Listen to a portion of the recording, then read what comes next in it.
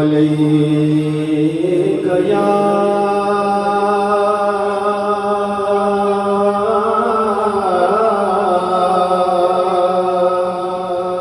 رسول اللہ وسلم علیک یا حبیب اللہ عشق مصطفیٰ جس کے سینے میں ہے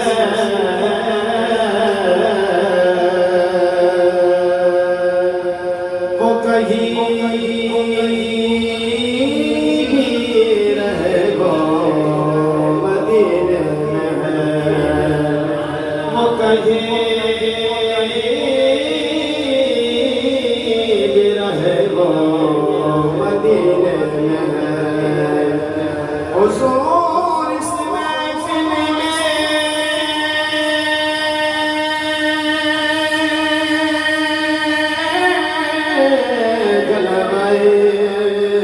گھر ہے